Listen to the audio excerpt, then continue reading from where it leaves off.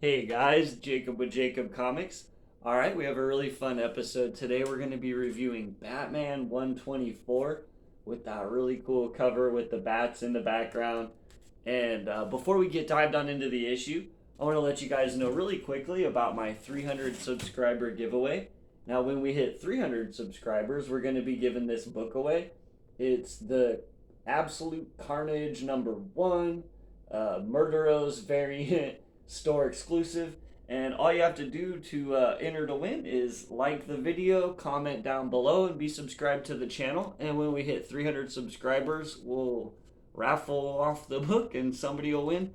And yeah, all right, let's get dived into the issue. Now, as always, there's a couple things that we got to cover before we get completely in.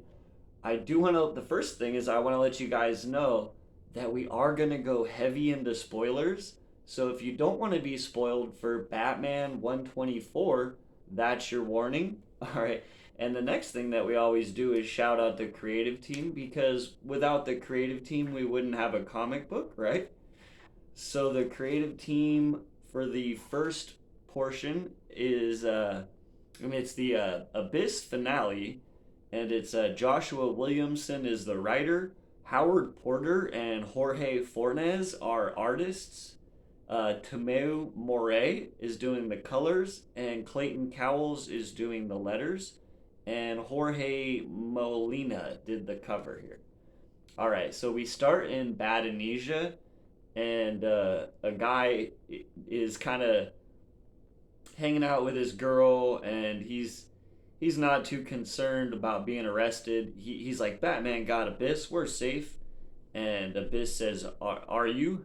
As he shows up when they walk in, as soon as they walk into an alley, and says, what makes you feel like you deserve to be safe? And they're like, oh no, Abyss, run. And and then we see Gotham City in Oracle's laboratory. Oracle says, Batman. And Batman says, everything okay, Oracle? Oracle replies, I hadn't heard from you in a few days and wanted to give you a rundown. Damian and Talia are totally off the radar after Talia escaped from the DEO. Ghostmaker and the Batman Incorporated crew continue to hunt for Lex's fake Batman. Speaking of which, it appears that Abyss is back in Badanesia and back to their old tricks. If you want, I can alert Batman Incorporated to investigate, but you're already in Badanesia, aren't you? And Batman says, Abyss and I have unfinished business, so I was keeping an eye on Badanesia, saw the news. The old LexCorp building has been torched. Could have been Luthor covering his tracks, or someone else. As we get this really cool paneling with Batman riding the Bat cycle, and so then Abyss shows up where he is, and he's Batman's like, Abyss, we don't have time to fight. I can still help you. You're not getting away again. After your last fight, I came prepared. And he kind of like takes Abyss out, and we see Abyss's face, and she says, "Stop! I can explain." And Batman goes, "Huh, Detective Kaya, what are you thinking? Dressed like Abyss? The people here, they were still so afraid of Abyss. I thought I could use their fear to solve a case." Detective Kaya says, and Batman replies, "What case?" And she says, "My parents' disappearance. My dad was organizing protests against the corruption here, and someone didn't like that. He and my mom went missing. After what happened with Luthor and Abyss, I was able to find out new information on my parents. I thought it might have been Luthor, but it wasn't. It was just some rich businessman here. I stole Abyss's gear to stalk them, frighten them. I destroyed Lex's lab to cover my tracks.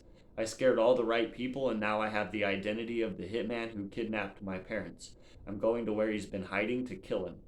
That's why I ran, because I knew you'd stop me." And Batman says, "Years ago, before I became Batman, people very important to me were taken. I traveled the world with a new mission. I trained to avenge them. And when I returned home, while I was gone, the killer had been caught. confessed. Justice had been served, but that wasn't good enough. In my travels, I had learned to kill. I made a vow never to commit that act, but I needed to see him. After what he did to me, I knew what I could do to him. I stared at him for a long time, curious what I would do. Finally, when I saw his face, but I wanted him to see me, to be afraid, and in that moment, I made a choice. The same choice you're making now. Detective Kea says, "The evidence I have is good, Batman, rock solid. These guys have avoided justice for years. I've terrorized them to get information on the hitman sent after my parents. I think he got a clue he was the target and went into hiding at the club on the docks. He knows Abyss is coming for him." Batman says, "You mean you are coming for him?" She says, "Whatever. The place where he's hiding is full of loyal and dangerous bodyguards. If I go alone, I could die. But I'm doing this with or without you." And so then they travel there together, and Batman and Detective Kea, dressed up as Abyss, continue to beat up on all these guys, and she gets a hold of the hitman that killed her parents, and she's like, "Where are June and Joy?" And he says, "That was a long time ago. They're dead and buried. What do you want from me?" And she says, "Your life." And she's kind of surprised that like Batman won't stop her. She's like, "Batman, aren't you gonna stop me? Why? You're gonna let me kill him? I'll do it." And the guy yells, "Come on, Batman, help me! I'll tell you what I know, all of it." And Detective Kea says, "It's too late for that. You deserve to die." And looks over and at Batman and says, "Batman, fine. I just tell me where they are." And so they find out where they are. Kind of wraps that case up. Detective Kea is like asks Batman later on after they've arrested the guys and found the hiding the where they buried the bodies, and she's like, why didn't you stop me?" And Batman says, "I've seen others go down this path before. If I stopped you from killing him today, then it wouldn't be the last time." She says, "But you totally would have stopped me, right?" And he says, She replies, "Does your offer still stand?" And he hands her a card and says, "Contact Batman Incorporated. They're waiting for your call. Stay out of trouble." She says, hey, wait. Did you do it? Did you kill him? The man who took from you?" Batman replies, "No." She says, "Why not?" And Batman says, "Because in that moment, when I stared into the dark, I saw something that scared me. I saw myself." As we conclude on Williamson's run on Batman. And yeah, I'll get into that in a minute. I appreciated that ending. I liked it. All right. And so there's as usual with the main titles, there's a backup story, and it's revolving around Poison Ivy, and she says or thinks, "This was supposed to be my second chance, my happily ever after. Once I wanted to use this place to shatter an entire city, but I chose peace. I chose the person I loved. If this were a fairy tale, we'd be in the good part now. But this isn't a fairy tale. I felt it when I merged the rival versions of myself. I had to sacrifice something to make it work. I can still feel the green, still speak to it, but we are no longer one."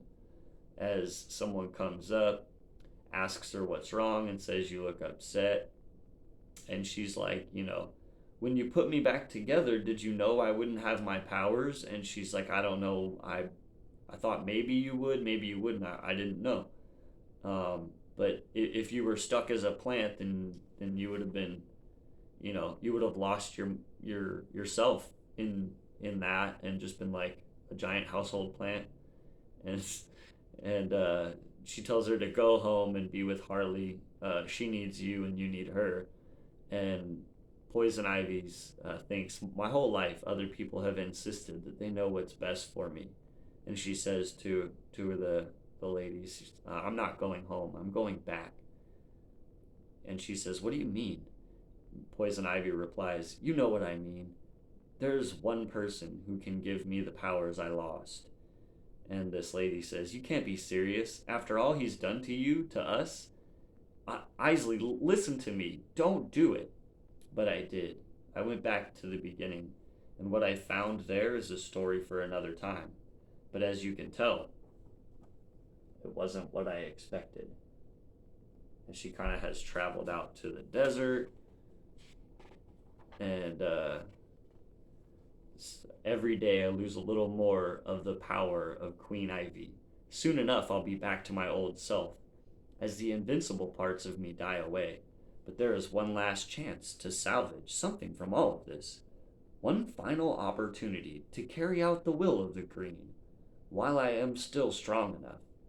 This much weaponized Ophisordeps lamia would kill an ordinary person almost instantly, but not me. Instead, it helps me see a little farther, see the way forward, as someone drives up to her in the middle of the desert and says, what are you doing out here, lady? Don't you know there's a tornado warning? Come on, get in.